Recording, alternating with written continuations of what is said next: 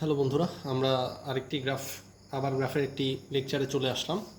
তো আমাদের এবারে গ্রাফ হচ্ছে y equals to root x. তো y ইকুয়ালস টু রুট এক্সের গ্রাফে আমরা এক্সের একটা মান ওয়াইয়ের একটা মান, এক্সের একটা মান ওয়াইয়ের একটা মান নিলে ছক কাগজে আমরা গ্রাফের একটা শেপ পাবো। তো সেই শেপটি হবে কেমন, এটা ওয়াই এক্সিস, এটা এক্স এক্সিস, শেপটি হবে হচ্ছে এই শেপে।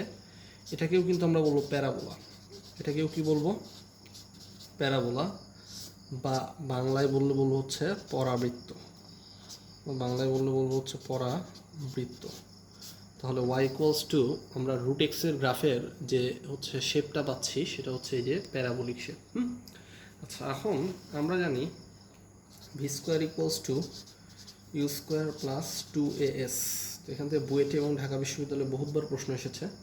তো যদি আদিবেগ ইউ ইকুয়ালস টু 0 হয় আর একটা গাড়ি সমতরণে চলে, এ ইকুয়ালস টু যদি সমতরণ হয় আর যদি ইউ ইকুয়ালস টু 0 হয়, তাহলে যদি এখান থেকে বলে ভি বনাম এসের মধ্যবর্তী লেখচিত্র কেমন হবে, তাহলে কিন্তু আমরা এখানে যেটি করব সেটি হচ্ছে ভি স্কোয়ার প্রপোর্শনাল টু হচ্ছে এস, কারণ ইউ তো 0 আর 2 এটা কনস্ট্যান্ট, তাই না? তাহলে এখানে ভি প্রপোর্শনাল টু লিখবো রুট এস, তাহলে এটিকে ধরুন ওয়াই প্রপোর্শনাল টু এক্স, তাহলে এক্স মানে হচ্ছে রুট এক্স, যেহেতু এস রুটের মধ্যে আছে, তাহলে ওয়াই ইকুয়ালস টু রুট এক্সের গ্রাফ আমরা কিন্তু সবাই কিছুক্ষণ আগেই জেনে গেছি যে এটি হবে প্যারাবোলা। তাহলে গ্রাফটা হচ্ছে এই শেপে চলতে থাকবে। তো এখানে লিখবো হচ্ছে ভি, এখানে লিখবো হচ্ছে এস। তাহলে এভাবে কিন্তু মোটামুটি আমরা ওয়াই ইকুয়ালস টু রুট এক্সের গ্রাফটি সলভ করতে পারি।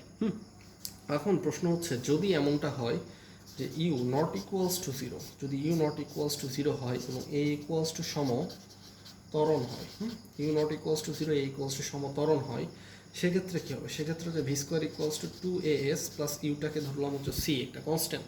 তো সেক্ষেত্রে 2a তো সমতরণ, তাহলে ভি স্কোয়ার প্রপোর্শনাল টু হচ্ছে এস প্লাস হচ্ছে সি, তাহলে ওয়াই প্রপোর্শনাল টু এখানে রুট ওভার এক্স প্লাস হচ্ছে সি। এখন এখন আমরা যদি এটিকে এইভাবে চিন্তা করি যে ইউ নট ইকুয়ালস টু 0 আর এ হচ্ছে সমতরণ, সেক্ষেত্রে যেটি হবে সেটি হচ্ছে ভি স্কোয়ার প্রপোর্শনালটা আমরা আগের পাতায় দেখিয়েছি, v proportional to root over s plus c, তার মানে y proportional to root over x plus হচ্ছে সি। তো আলটিমেটলি সি এর একটা মান থাকবে। রুট এক্সের গ্রাফটা মূলবিন্দু থেকে আর হবে না, সি এর একটা মান থাকার কারণে গ্রাফটা একটু উঁচুতে থেকে রুট এক্সের শেপে এই শেপে উঠতে থাকবে। তাহলে এখানে লিখব ভি, এখানে লিখবো হচ্ছে এস, কারণ সি এর একটা মান থাকবে। যেমন ধরো ওয়াইয়ের মান, এক্সের মান যদি 0 হয় তাহলে ওয়াই প্রপোর্শনালটা হবে রুট সি। সেক্ষেত্রে ধরে নিলাম সি এর মান যদি 25 হয়, তাহলে রুট ওভার 25 মানে হচ্ছে ওয়াই ইকুয়ালস টু কত হবে? ওয়াই প্রপোর্শনাল টু 5 হবে। সেক্ষেত্রে একটু উঁচুতে গিয়ে তারপরে গ্রাফটা উঠতে থাকবে। ওকে, সো এইভাবে মোটামুটি আমরা কিন্তু গ্রাফগুলো হচ্ছে সলভ করতে পারি। তো এবার আরেকটি কেস দেখবো আমরা, যেখানে ইউ নট ইকুয়ালস টু 0 এবং এ ইকুয়ালস টু সমমন্দন, এ ইকুয়ালস টু কি? সমমন্দন। তাহলে কী অবস্থা হবে? V square equals to u square minus 2as। সেক্ষেত্রে কিন্তু যেটি হবে ভি আর এস এর মধ্যেকার গ্রাফ, 2a তো constant, u not equals to 0, তাহলে ইউটা সি হবে। সেক্ষেত্রে আবার একই অবস্থা, ভি আর এস গ্রাফটা উঁচুতে যাবে, কিন্তু মন্দন।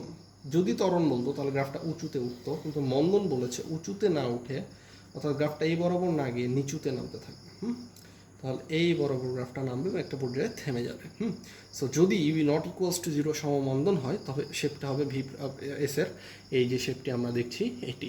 সো আমরা যদি এভাবে একটু একটু করে প্র্যাকটিস করি, তাহলে মোটামুটি খুব ভালো একটা পজিশনে যাওয়া সম্ভব এবং ভালো একটা রেজাল্ট করা সম্ভব। আজ এ পর্যন্তই, সবাই ভালো থাকো।